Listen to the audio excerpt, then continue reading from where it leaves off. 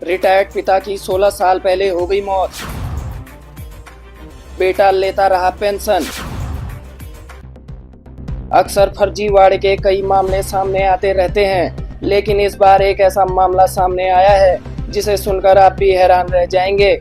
फर्जीवाड़े के इस मामले के तहत एक पुत्र 16 साल पहले इस दुनिया से जा चुके अपने पिता की पेंशन अब तक लेता रहा, लेकिन किसी को भी उसके इस कारनामे की भनक तक नहीं लगी। जानकारी के मुताबिक बरेली से यह फर्जीवाड़े का मामला उजागर हुआ है, जहां उमेश भारद्वाज नामक व्यक्ति ने अपने पिता सोहन लाल की मृत्यु के बाद भी 16 वर्ष तक उनकी पेंशन लेता रहा, जहां 60,89,000 रुपए की रकम उसने डकार ली।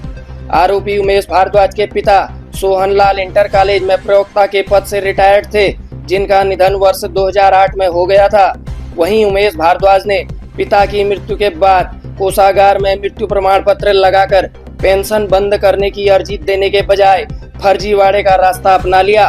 पेंशन पाने के लिए जहां पेंशन धारक को कोषागार में पहुंचकर प्रतिवर्ष जीवन प्रमाण पत्र जमा करना होता है, तो इसके लिए उमेश भारद्वाज ने कोषागार के कर्मचारियों से साठगांठ बना ली। वहीं जिस खाते में पेंशन की धनराशि जाती थी, वहां के बैंक कर्मचारियों से भी मिलीभगत करके फर्जी केवाईसी कराकर अपने पिता सोहन लाल को जीवित दिखाता रहा। उमेश भारद्वाज के फर्जीवाड़े की जानकारी के अभाव में यूनियन बैंक में वर्षों से पेंशन जाती रही और उमेश भारद्वाज मौज लेता रहा।